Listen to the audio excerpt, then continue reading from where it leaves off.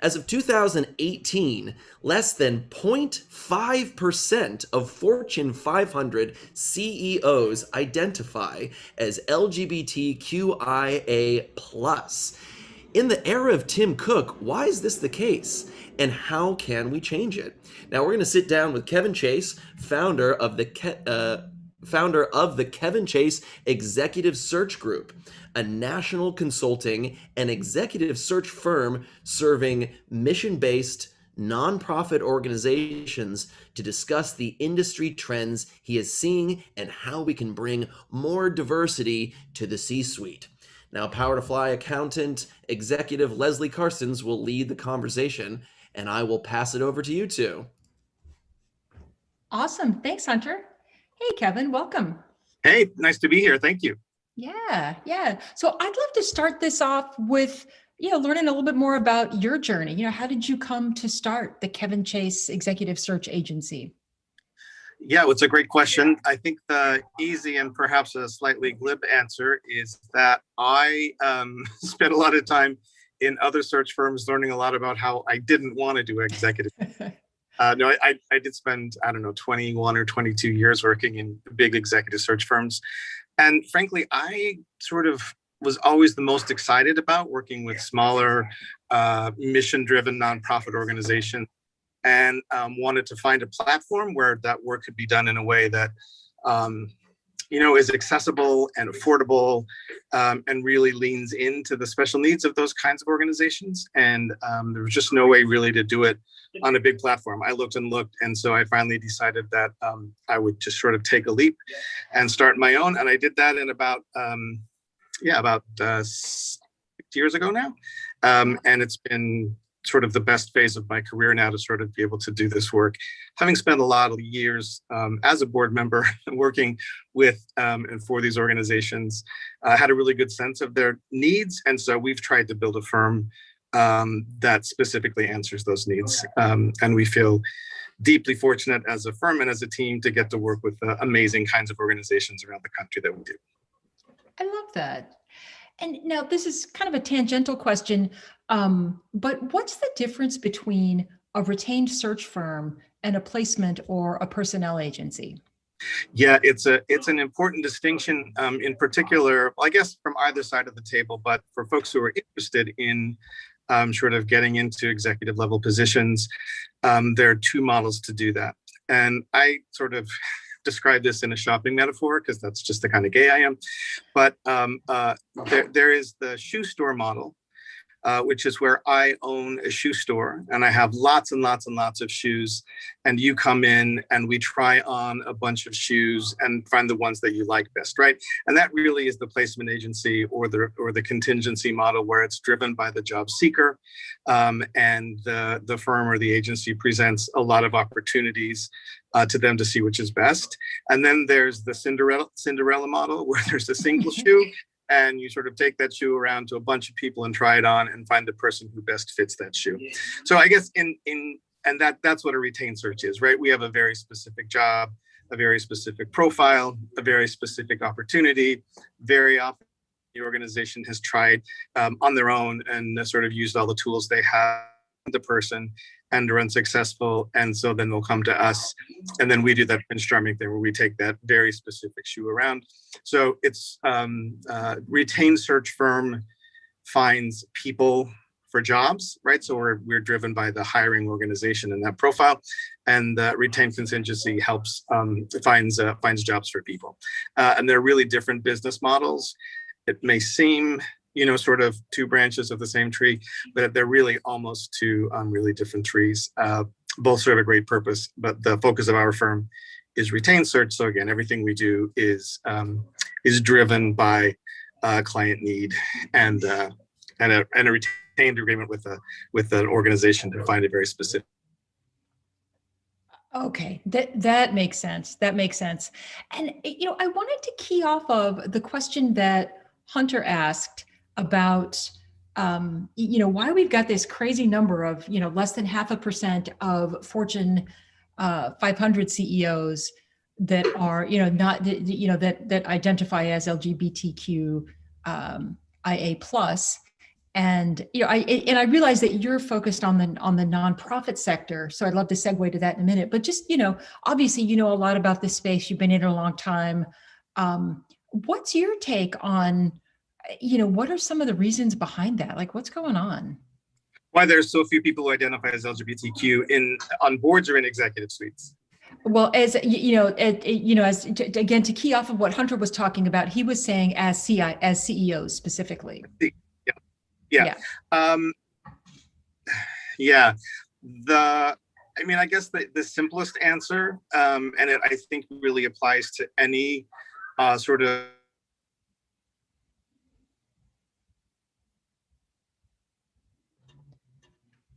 And Kevin, we're losing you a little bit. I don't know if you can hear me.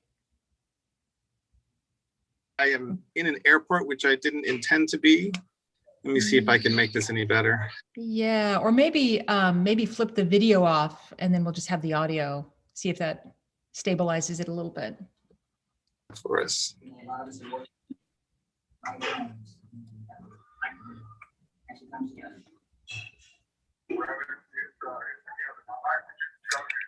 So I think I got the off. Is that better?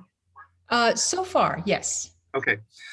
So I was just saying, I think one of the reasons I think is that, it's not so many generations of professionally people who are really able to be out and to identify as LGBTQ and still have an unimpeded career path, right? So I've worked with people over the course of my career, and I'm still, relatively young, who had to make a decision at some point in their career whether they were going to sort of bring their whole selves to work and be out, or have a career path. And it's really unfortunate, but that is a reality. And it's not so long ago that that's what people had to do. So I think that's one of the reasons. And the other is, it has that idea about inclusion and diversity, and bringing everyone to the table, and giving everyone an equal opportunity. It has to be intentional. It has to be driven from the top. It doesn't happen by accident. So I think the other sort of, again, not to be too simplistic, but if it were a priority for organizations, if they were committed to it, and wanted to do it, then they'd invest in it and it would happen. And I think those two things together, to me, are probably the closest to an answer to the question, why aren't there more? Yeah, that makes sense. And so to continue on that theme, for the people in this community, we're the people who are trying to be more intentional and make those changes. And I'd be interested in hearing, what would your advice be to this community on, what we each should be thinking about or could be doing to improve that? Kevin, do we still have you? I'm not sure. Kevin, I'm doing a sound check. I want to see if we still have you. Can you hear me? Oh, is that Kevin? Are you back? I'm trying to be. I'm so sorry. I just am having a real struggle with the technology here. Yeah. Well, I appreciate your patience. Okay, can you hear me okay now? I can hear you okay now. Okay, great. Yeah. And I was asking a follow-on question about, how you would advise members of the, PowerToFly community who are, we're the people trying to be very intentional and to change things. So what would your advice to this community or, people who are like-minded, what would your advice to us be?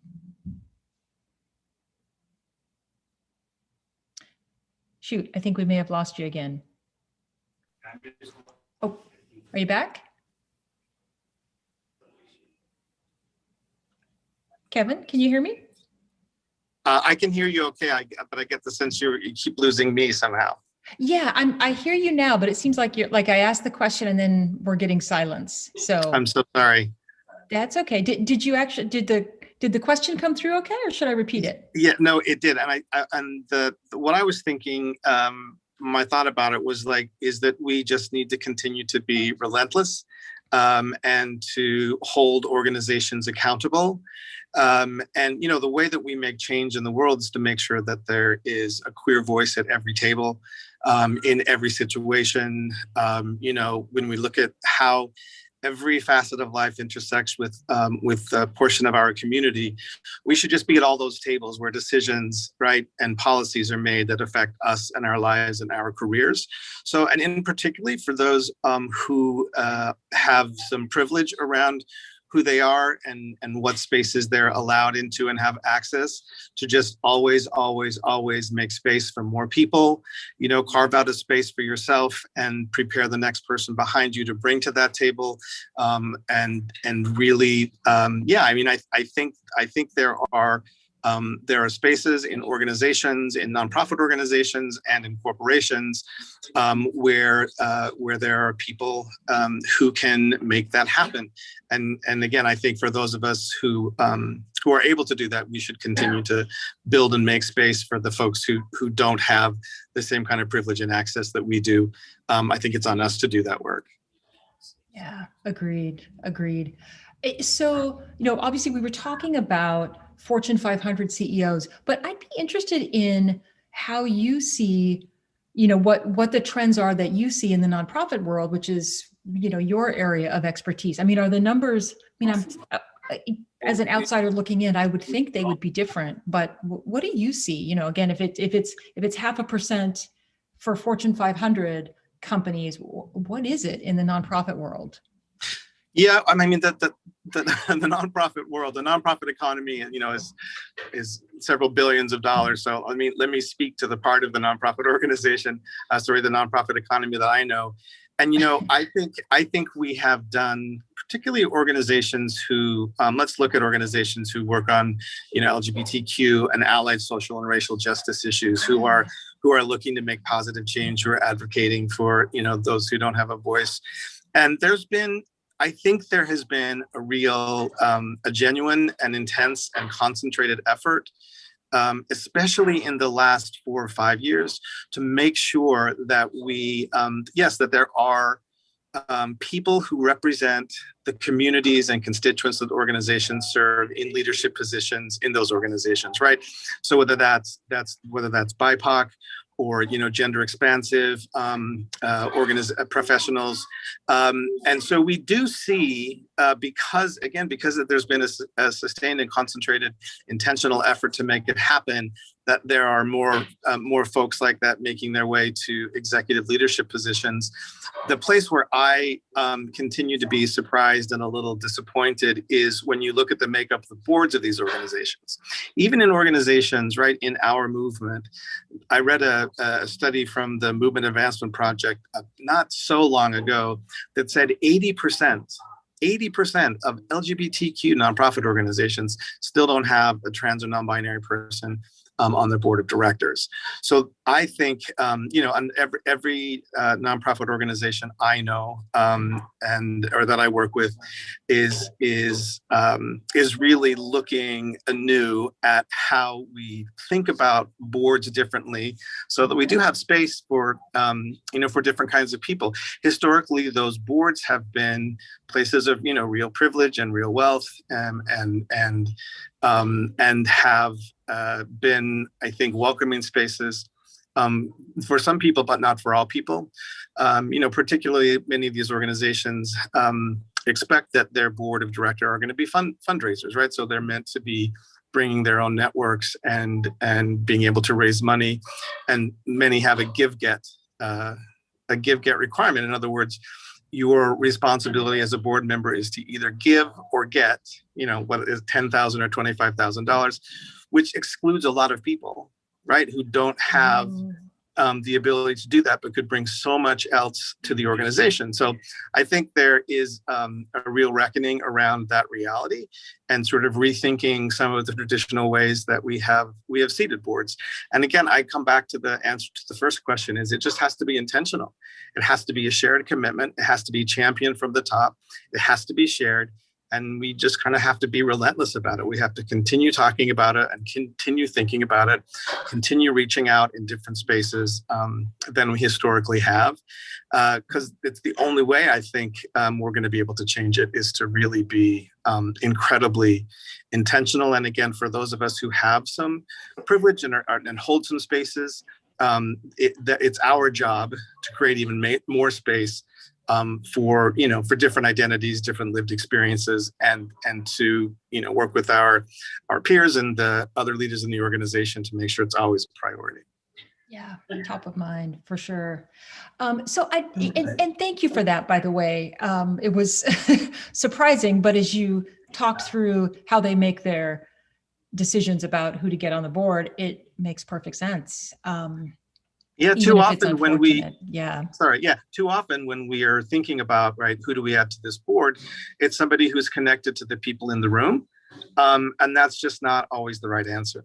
So to have a really strategic approach to who needs to be at this table, who needs to be represented, who's here, who's not here, what skills aren't here that need to be here, what communities, what lived experience, right? And that's a really broad application beyond just gender identity and race or ethnicity, which are incredibly important. But there's also, making sure you have youth representation and youth voices, the richness of experience in the LGBTQ community and the resilience and the accomplishments of people, despite some, unique obstacles. There's just a ton of important voices and values that can and should be at those tables. And it's not up to them to figure out how to get to the table. It's up to those of us at the table to figure out how to create space and bring those people to the table. So it's our problem to solve, in other words. Yeah, well said. Well said. And so to flip that around, I'd be interested in your take on what makes a good leader, because obviously you're going out and finding these people on a regular basis. Like, what is it? What's the secret sauce? This is the $64 million question. This is right, and this is a question that I and my peers deal with a lot, because when we're recruiting new executive directors for nonprofit organizations, which is most of what I do. I think the sound might have gone again. Can you hear me? I can hear you. I'm sorry if you can't hear me. I heard that. So let's see if it stays engaged. Okay. Yeah. So we were saying that this idea about organizations always want to hire for leadership, but how do you assess that? How do you evaluate that is really tricky. And again, I think there's lots of kinds of leadership. There are CEOs and organizational leaders, and I think we traditionally think about, sometimes, particularly in this context, that that's the only kind of leader, right? Someone who's an organizational leader. But there are lots of extraordinary individual leaders, right, who bring a lot to the idea of leadership. It can look a lot of ways. So one of the things is, I think we have to continue to reevaluate our idea of what leadership looks like, right? What leadership looks like, what leaders are. But I think that, the thing that I see as most critical is, we always say, like, it's not leading if no one's following you, right? Then you're just sort of marching out there in the wilderness by your own.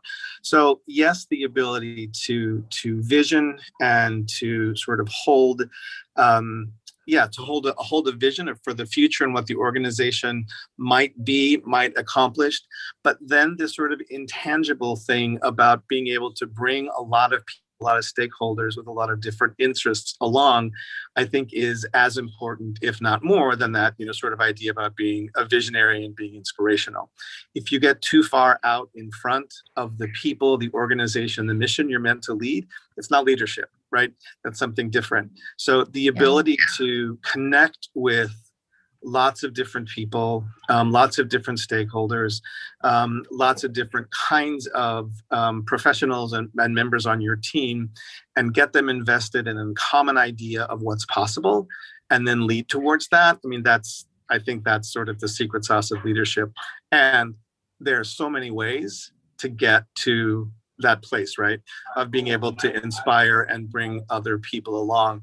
I think, again, a sort of natural bias that we have is that the charismatic, dynamic, right? Fill up a room with personality model of leadership is either the only leadership model that works or the best. And there's just not a business case to support that. There's a book, No. I think it's called The CEO Next Door, which talks about the fact that there are lots of ways to be a leader and to be successful. But I see it all the time, that bias towards, oh wow, this person was dynamic, charismatic, they filled up the room. Which is not to say that the more introverted, the more sort of thoughtful, the quieter, there's real, sort of quiet power in that kind of a leader as well. So I think, again, as long as the person has a vision, an idea, and can connect with people authentic in a way to bring them along and keep everyone working towards a common goal, that to me is sort of the answer. Yeah. I love that. I'm a fan of psychology, so I related to everything you said. And now, sorry, just one other thought is that, please. The whole idea about that leadership, that ability to bring people along, has to be incredibly authentic for it to be real, because people see through it not being that, which is another reason that we all need to continue to make sure that workplaces and workspaces are safe and welcoming for people to bring them whole selves to work every day. And again, I think this whole idea about why aren't there more, CEOs who are LGBTQ identified, has that person been able to bring their full self to work every day, to work authentically, right? To bring all the magic of queerness into those spaces. Because if they're not able to do that, it inhibits their ability to grow and progress, and and that's sort of is gonna short someone's ability to get to the C-suite. So that whole idea about bringing our whole selves to all of the work we do is incredibly important. And again, it's up to folks in power to make places and spaces where people are working safe and welcoming to do that.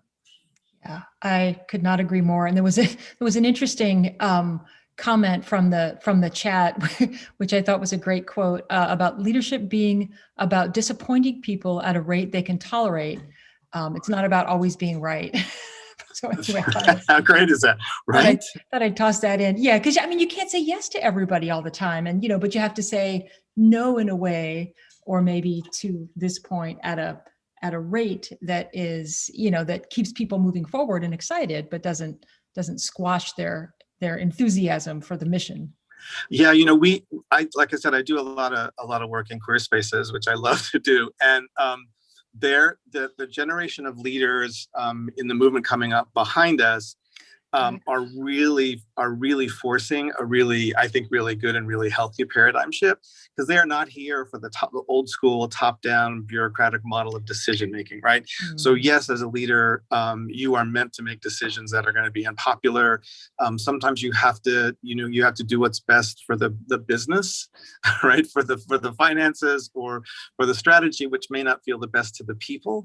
But the ability to do that, but also to engage people in decision making, to talk about how you got to the decision, to believe and trust that people can hear that, right?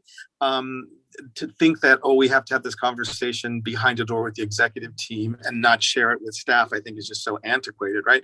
So I think if you're able to engage a lot of people in decision making and then say, hey, listen authentically.